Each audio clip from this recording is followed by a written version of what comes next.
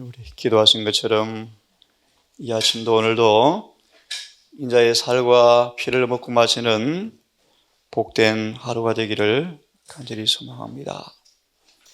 정말 내가 인자의 살과 피를 먹고 마시는 사람인지, 그죠? 참 엄숙하고 너무나 중요한 기묘한 그런 주제입니다.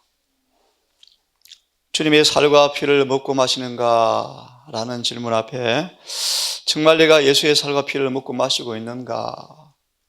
단순한 설명을 드리면 예수님과 점점 더 하나가 되고 있는가? 그 내용을 좀 분해하면 정말 내 죄를 사해 줄 뿐만 아니라 내 죄를 사해 주는 정도가 아니고 우리를 온전케 하시는 경험이 있는가라는 사실이 인자의 살과 피를 먹고 마신다라는 치료 소망의 내용의 핵심입니다. 다시 말하면 이런 뜻입니다. 내가 완전한 건강한 사람으로 치료되고 있는가, 그런 뜻입니다.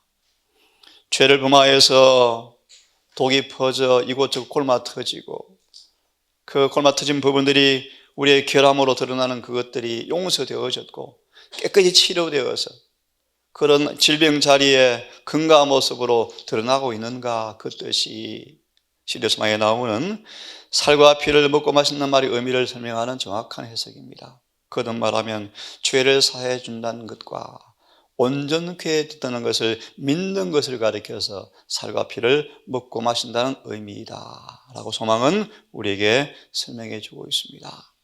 오늘도 몸과 영과 혼이 건강한 모습으로 치료되어서 아프지 말고 병들지 말고 사단이 어떤 관계와 유혹으로 우리를 공격해 온다 할지라도 승리하는 그런 온전케 되는 경험이 오늘도 있게 되기를 간절히 바랍니다. 시대의 소망 210페이지 말씀을 또 좀 읽겠습니다. 210페이지 겸손한 나사렛 사람은 부터 읽겠습니다. 겸손한 나사렛 사람은 당신의 참되신 고결성을 주장하신다. 그분은 인류보다 뛰어난 자로 죄와 수치옷을 벗어 던져버리고 인류보다 뛰어난 자로 자기를 드러내신다. 천사들의 존경을 받는 자요, 하나님의 아들로 우주의 창조주와 하나가 되신 분임을 이제 드러내신다. 예수의 말씀을 듣던 사람들은 망연해진다. 이제까지 그분처럼 말하는 자가 없었으며 자신에 대하여 그와 같이 왕같은 위엄을 가지고 말한 사람은 없었다. 당신의 사명과 세상의 의무를 완전하게 선언하시는 그분의 말씀은 분명하고 확실하다. 아버지께서 아무도 심판하지 아니하시고 심판을 다 아들에게 맡기셨으니 이는 모든 사람으로 아버지를 공경함같이 아들을 공경하게 하려 하심이라. 아들을 공경치 아니하는 자는 그를 보내신 아버지를 공경치 아니하느니라. 아버지께서 자기 속에 생명이 있음같이 아들에게도 생명을 주어 그 속에 있게 하셨고 또 인자됨을 인하여 심판하는 권세를 주셨느니라. 아주 특별한 말씀입니다. 아버지와 동등된 분이셨지만 동등됨을 취할 것으로 여기지 아니하고 오히려 자신을 비우셨다라는 그분께서 이 부분에서는 자신의 본래 모습을 드러내셨다고 말하는 것입니다. 아버지와 동등한 형상을 벗어 던지고 비우시고 종의 형체를 가지고 사람들처럼 되시고 사람처럼 사심으로 사람처럼 죽으신 그분께서 이 본문을 통하여 그분 자신의 본래 모습을 드러내고 있습니다. 요한복음 5장 19절과 30절, 8장 28절, 요한복음 5장 19절과 30절, 8장 28절은 그렇게 말합니다. 나는 스스로 아무것도 할 수가 없노라. 나는 내 스스로 심판하지 아니하시고 오히려 아버지께서 하라는 대로 심판한다. 내 스스로 아무것도 할 수가 없노라. 아무것도 홀로 행하지 아니하고 아버지께서 보여주신 것만 행한다라는 그분께서 이 본문에서는 스스로 신의 권위를 드러내시는 부분입니다. 자신을 죽음에서 구원할 아버지에게 히브리 5장 7절과 9절 눈물과 통곡과 기도와 간구로 아버지께 매어 달리심으로 우리를 통하여 순종하여 죄를 범치 않았던 그분께서 이제 자신을 친히 아버지와 동등한 분으로 드러내시는 본문의 말씀이요. 교회정언 8권 202페이지는 이렇게 말합니다. 하나님의 아들께서는 지상에 계시는 동안 그는 정말 인자이셨다. 우리와 동일한 인간의 형상으로 오셨다. 하지만 그분의 신성이 번쩍일 때가 들어 있었다. 특별히 그분께서 중풍병자에게 소자야 안심하라 내 죄사함을 받았느니라. 그분은 창조주시고 구속주셨다.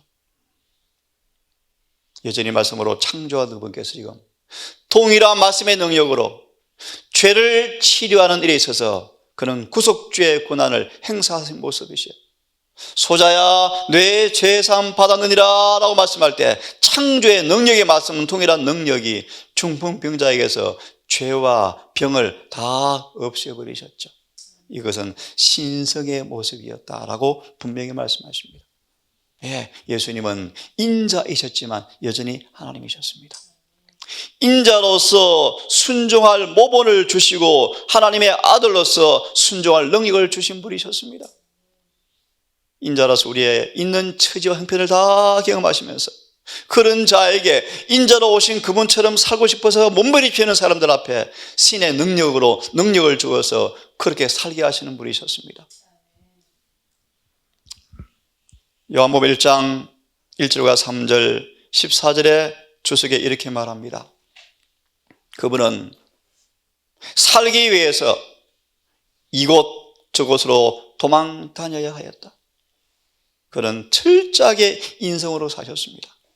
하지만 때때로 그분은 그런 분이셨지만 내재하시는 그리스도의 영광에 비춰나갈 때 그것이 너무나 강렬한 것이어서 그의 순결하시고 완전하신 인성은 신성을 도무지 감출 수가 없을 때가 많았다. 이런 뜻이요. 신성으로 인성을 감추었지만 때때로 그 내재하신 원래 신성이 비쳐나갈 때 너무나 강렬해서 순결하시고 완전하신 그 인성이 그 신성을 못 감추어서 때때로 뭐 합니까? 보실래요?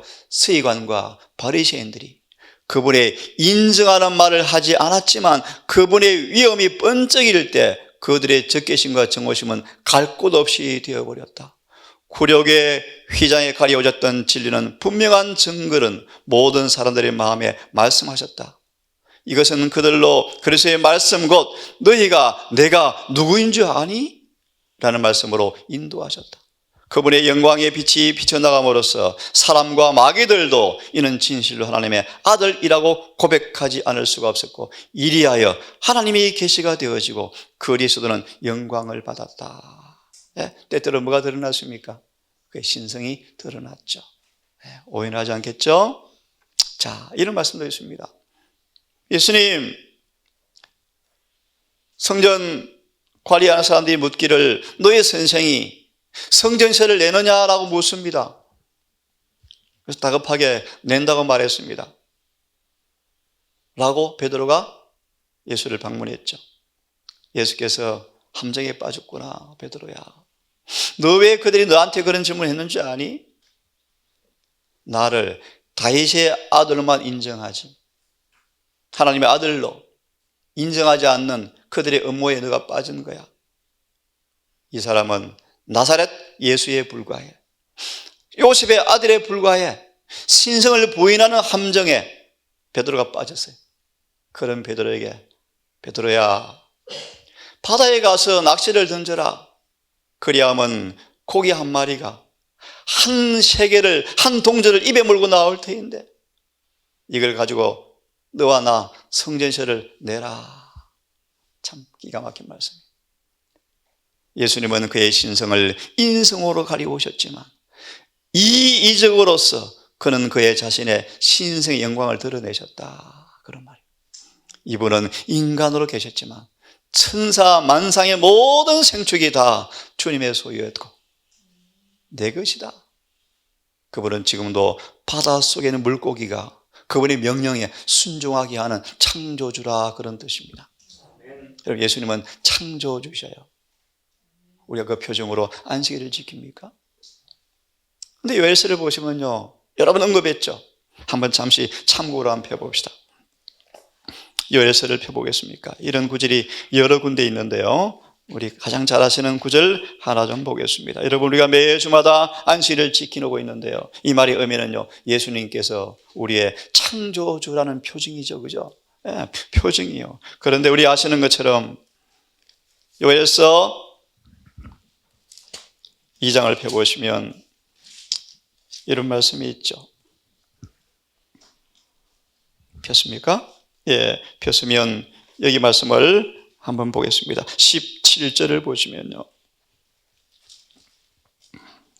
17절을 보시면 여호와께서 수종들은 제사장들은 낭실과 단 사이에 서서 울며 이르기를, 여호와여, 주의 백성을 긍휼히 여기소서.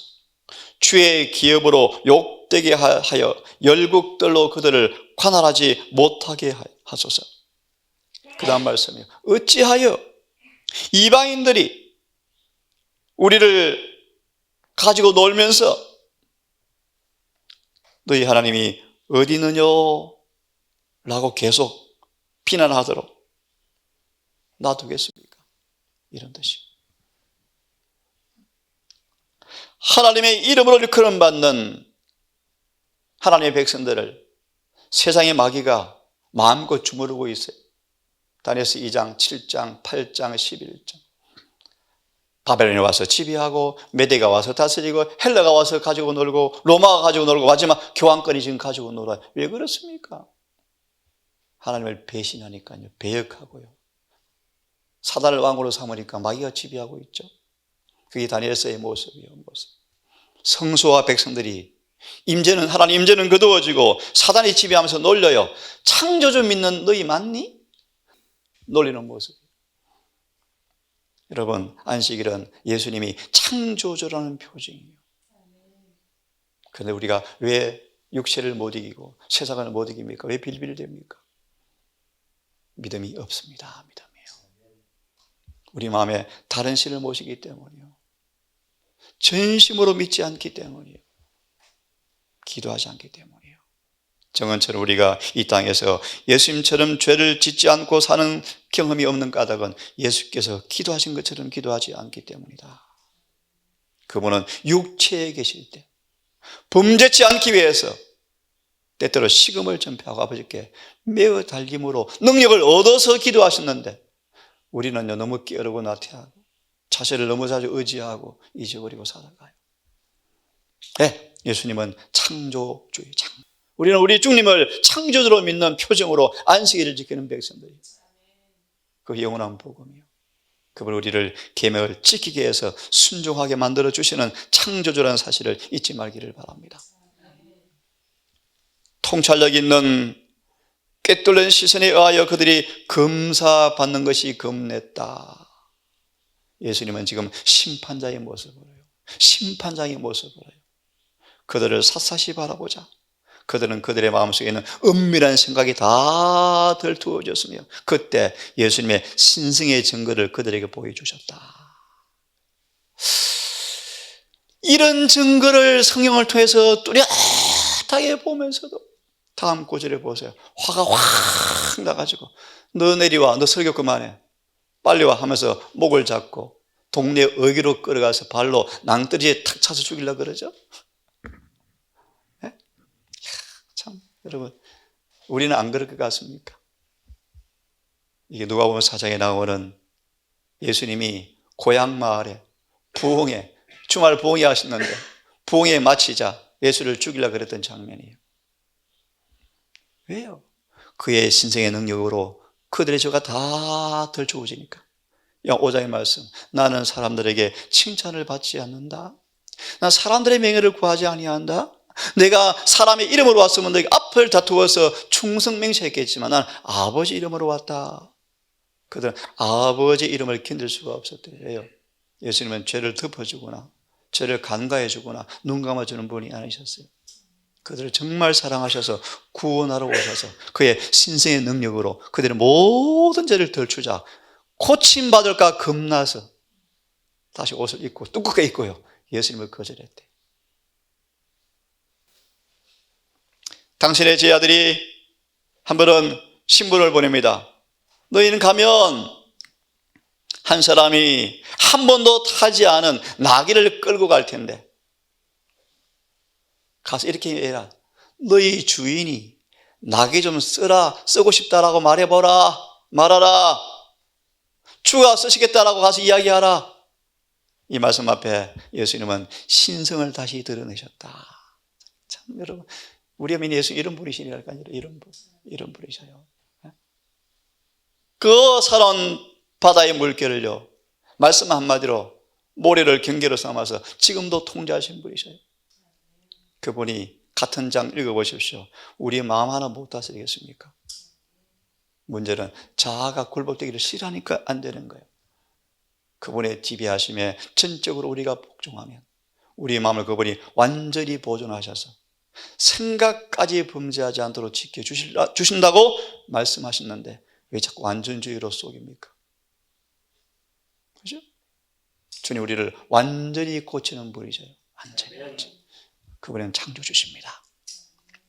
베드로가 이제 아시죠? 누가복음 5장에 1장에서 부름받고 1년 만에 다시 예수를 떠났다가 다시 직장생활을 하고 있는데 마음이 성이 안 차고요. 기분이 나쁘고요. 마음 평안이 없어서 고기를 잡긴 잡는데 한 마리도 못 잡고 풀이 주고 있는 모습이고 분명히 저분이 메시아 맞는데 왜 이상하게 저렇게 비리비리 하시지? 유다를 왜 죽게 하시지? 그런 생각에 빠져서 고기 잡는 장면이에요.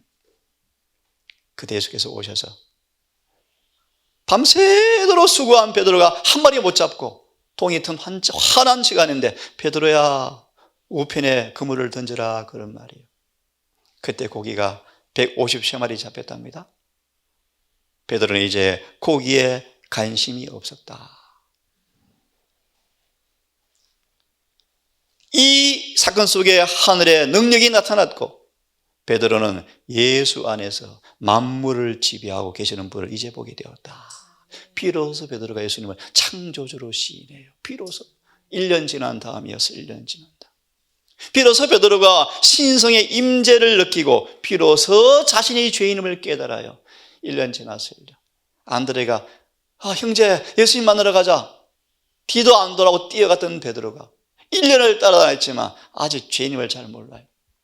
그런가 예수님의 신성 앞에 비로소 자신의 부정함을 드러내고 고기는 무슨 관심이 있습니까?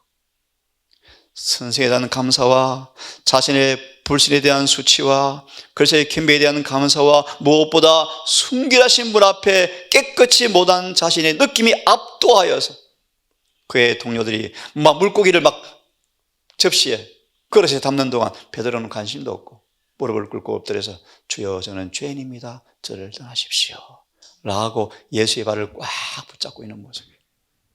예수님은 자신 하나님의 아들임을 친히 드러내셨어요. 그렇죠? 자, 예수님은 당신의 인성으로 인성과 접촉하시고 당신의 신성으로 하나님의 보좌를 굳게 붙드셨다. 계명을 지키고 육체를 이기고 율법을 순종하고 마귀를 이기고 세상을 대항하고 시험과 유혹을 대항하는 모든 부분은 한 번도 신성을 사용한 적이 없지만 죄를 사하고 질병을 치료하고 죄를 덜추고 하는 그런 부분에서는 신성을 드러내셨다 안 내셨다? 내셨다. 그런 인자로서 우리에게 순종할 모범을 주시고 하나님의 아들로서 로마서 1장 3절과 4절 아들로서 순종할 능력을 주시는 분이시다. 그는 사람의 형상으로 오시는 가운데 세상에 계셨지만 그분은 여전히 스스로 있는 자라고 선포하셨다. 내가 길이요 생명이라 할 때 내가 뜻은요 여호와다 뜻이 여호와다. 내가 생명의 떡이라는 내가라는 단어가 영어로 보시면요, I am, 스스로 계시는 여호와라 뜻이요. 예수님은 여호와 하나님이셨습니다. 그분은 우리와 함께 계시는 임마누엘, 의미는 뭔가? 죄에서 구원하실 뿐 아니라 죄를 짓지 않고 그분의 하나님의 법을 순종할 수 있는 능력을 주시는 분이 우리 예수님이다 라는 사실을 친히 이 시간 이 본문을 통해서 드러내고 있는 것입니다. 자, 이제 또한 중요한 주제입니다. 그분은 인자됨을 인하여 심판의 권세를 주었다. 이 부분이 꽤 중요한 부분이 많은데 이걸 다 또 다루려면 시간이 꽤 갈 것 같은데요, 제가 요약을 좀 하겠습니다. 예수님은 자신을 창조주로 드러내셨지만 영혼의 대언자여 심판자로 자신을 소개하시면서 심판자가 되는 고난을 어떻게 받으셨는가? 그분은 인자됨을 인해서 심판의 권세를 가지게 되었다. 시대소망 조금 더 읽고 제목을 나누어서 설명을 드리겠습니다. 210페이지 방금 읽었던 그 다음 본문을 좀 읽겠습니다. 제사장들은, 관원들은 그리스도의 사업을 중재하는 재판관으로 자처하고 있지만 예수께서는 당신 자신이 그들의 심판자요 온 지상의 심판자이심을 선언하셨다. 미리 조금 언지를 드립니다. 좀 이상해요. 다니엘 7장 9절 10절을 보시면 심판자는 아버지인데 12절 3절을 보면 예수님은 중보자인데, 계속해서 한번 생각하시고 듣기를 바랍니다. 그는 심판자요 온 지상의 심판자이심을 선포하셨다. 세상은 그리스도에게 위탁되었으며 하나님에게서 오는 모든 축복은 그리스도를 통하여 타락한 인류에게 전달되어진다. 예수님은 유일무이한 사닥다리였습니다. 그분은 성육신 하신 후에도 구속주이셨던 것처럼 그 전에도 그러하셨다. 죄가 생기자마자 구주가 계셨다. 210페이지 소망의 말씀을 읽습니다. 그분은 모든 사람에게 빛과 생명을 주셨으므로 각 사람은 주어진 빛의 분량에 따라서 심판을 받게 될 것이다. 이 부분에 있어서 특별히 남은 교회에게는요, 아브라함보다 많은 것을 요구하신대요. 어떤 면에서요? 빛이 우리에게는 다 와버렸어요. 그런 뜻입니다. 빛의 분량이 달라요. 이 우리가 사는 시대만큼 빛의 분량을 많이 받은 시대가 없어요. 그래서 이 남은 교회 주님께서 가장 많은 것을 요구하신대요. 저는 그런 면에 저는 더 행복해요. 제 빛을 더 많이 주셔서요, 저는 더 기뻐요. 쉬운 답을 드립니다. 빛이 밝으면 밝을수록 어둠을 이기는 것이 더 쉬워요. 그래서 에베소 4장 말하죠. 우리가 하나님을 믿는 것과 아는 일에 하나가 되어서 온전한 사람을 이루어서 장성한 분량에 도달하여 더 이상 마귀의 계율에 술수에 넘어지지 않고 완전히 승리하도록 모든 빛을 다 주셨어요. 자, 계속 봅니다.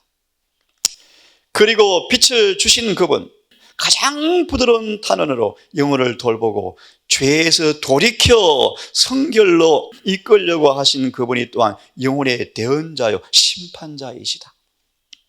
하늘에서 대쟁투가 벌어진 때부터 사단은 기만으로 그의 사업을 유지시켜 왔으며 그리스도께서는 사탄의 괴계를 드러내고 그의 권세를 깨뜨리기 위하여 이래 오셨다. 그래서 다 이뤘다 하자 이제 세상의 심판이 이르렀고 들어보셨죠? 임금은 쫓겨났다. 마귀가 심판을 받아버렸습니까? 그 말의 의미가 무엇입니까? 미리 하나 이해하시. 그 심판의 의미가 무엇입니까? 마귀의 정체가 발가 벗겨졌다 뜻이 심판의 의미 가운데 하나입니다. 맞죠? 그래서 하늘에 있을 곳이 없이 영원히 쫓겨났다. 이게 심판이 임했다는 거예요. 하지만 앞으로 사단이 영원한 심판을 받나요? 받아요. 천년기 때 예수님과 우리가 심판하는 사람들이 되어서 사단과 천사들과 모든 악인들의 이름 뒤에 형량을 기록하는 것이 우리래요.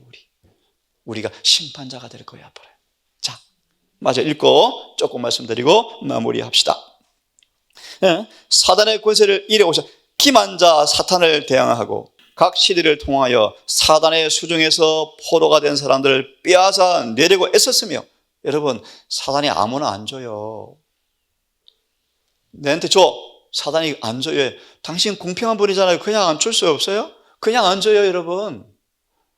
진실로 회개한 사람만 내어줘요. 아무나 내줄 수 없어요, 여러분. 마귀 얼마나 똑똑한데요. 예수님은 포로를 취할 권세를 가지셨습니까? 그 까닭은요, 모든 값을 다 지불하셨거든요. 여러분 아시죠? 예수께서 십자가만 속죄의 조건이 아니에요, 여러분. 절대로 아니에요. 30년간 지상생에 모든 고난과 모든 수치를 당할 때마다 그분은 죄의 값을 지불하고 계셨대요. 그 말의 의미를 여러분 이해하셔야 돼요. 우리가 고난당하며 넘어지면 또 빚을 지는 거거든요. 네? 그것도 속죄의 조건 가운데 하나예요. 그리고 그분은 모든 고난을 받아보심으로 고난당할 때 넘어지지 않도록 도와주는 분이 되셨습니까? 그런 의미에서 우리를 마귀에서 빼내온다, 수중에서 빼내온다, 그런 사람이요. 이분이 장차 각 사람을 심판하실 분은 바로 그리스도 그분이시다. 화면 조금 보고 오늘 마치겠습니다. 내일부터 심판에 관한 말씀을 쭉 좀 드릴게요. 인자에게 심판을 다 맡겼다고 말합니다. 아버지께서 아무도 심판하지 아니하시고, 다시 말합니다. 다니엘서 9장 7장을 보고 있는데 대쟁투를 보시면 심판장은 아버지시다, 그렇게 말하고 있거든요. 이거 어떻게 조화되는가 찾아 공부하겠습니다. 아버지께서 아무도 심판하지 아니하시고 심판을 다 아들에게 맡기셨다. 그런데 또 이렇게 말합니다. 5장, 내가 아무것도 스스로 할 수 없느라 듣는 대로 나는 또 심판한다. 그죠? 심판을 다 맡기고 아버지는 심판하지 아니하시고 아들만 심판한다고 말씀하시는데, 예수께서 말씀하시기를 나는 아무것도 내 스스로 심판한 적이 없어.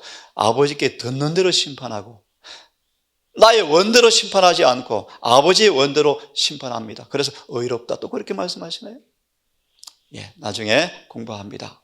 27절, 그분은 인자됨을 인하여 심판의 권세를 가졌다. 그래서 그 심판의 관세를 가진 증거 가운데 하나가 뭔가? 무덤 속에 있는 사람들을 주님의 원대로 부활시킬 권세가 있다. 예수님이 바로 부활을 직접 선포하시는 아버지가 아니고 예수님 그분 자신이에요. 예수님 그분 자신이 무덤에서 데리고 나올 권세를 그분이 가지고 계신다. 그러므로 나는 말하기를 내가 스스로 이걸 하는 것이 아니고 아버지에게 듣는 대로 내가 심판한다. 그리고 그 심판은 다 의롭다. 자, 차차 이 말씀을 이해하기를 바랍니다. 복음은 심판도 복음입니까? 예, 복음이요. 계시록 14장 7절에 선포된 심판은요, 말세에 선포될 복음의 한 부분이에요. 심판도 복음이요, 복음. 그 심판을 가리켜서 예수 그리스도로 말미암아 사람들의 은밀한 것을 심판하시는 그날이야. 네? 요한복음 8장을 보시면 잘 아시죠? 가나안 여인이 끌려왔을 때 예수께서 쓰시면서 그들을 바라볼 때 그것이 앞으로 심판장의 모습을 보여주는 거예요. 그들의 죄가 다 기록되어 있죠.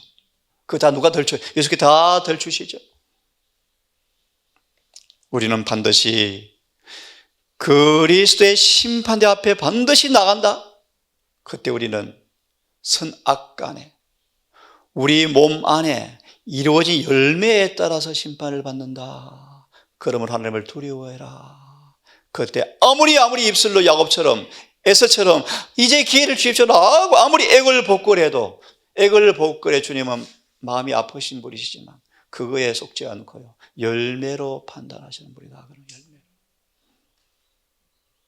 더 이상 기회가 없어요. 산자와 죽은 자를 심판하실 분이 예수님이다. 바울은 말합니다. 나를 위하여 의의 멸관이 예비되었다. 디모데후서 4장 8절의 말씀. 그분은 의로우신 재판장이, 나중에 보시면 예수님은 재판장으로 임명되셔서 이제 재판을 끝내시고 이 땅에 오실 때 바울에게 의의 멸관을 준다, 그런 말이에요. 나만 아니고 나처럼 살았던 사람도 다 멸류관 받을 것이다.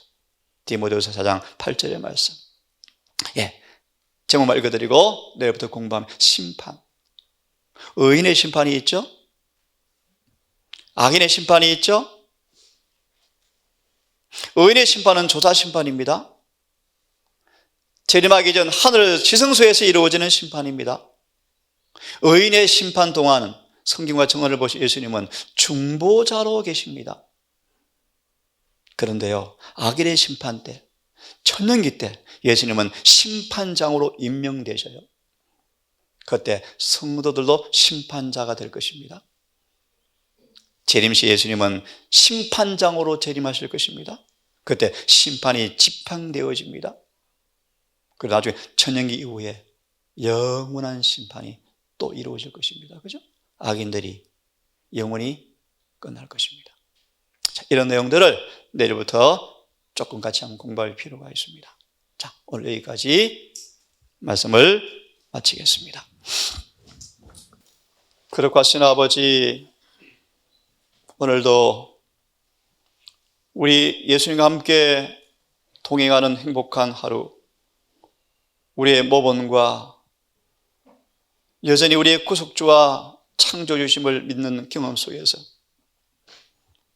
바다의 어로와 하늘의 새들과 모든 삼라만상을 지금도 말씀으로 지배하시고 다스리시는 창조주께서 오늘도 우리 속에 성령으로 내재하는 불이라는 사실을 믿고 그 능력의 주님을 통하여 이미 패배해버린, 이미 머리가 깨어져 버린 마귀를 이기는 것이 때때로 얼마나 쉽다고 말씀하신 아버지의 말씀의 의미를 깨닫고 오늘도 넉넉히 충분히 온전히 승리하는 아름다운 하루가 되기를 간절히 원합니다. 담대하게, 당당하게, 힘있게, 확신 있게 주를 믿음으로 이미 승리해 놓은 승리를 우리의 것으로 경험하는 믿음의 하루가 되게 해 주시옵소서.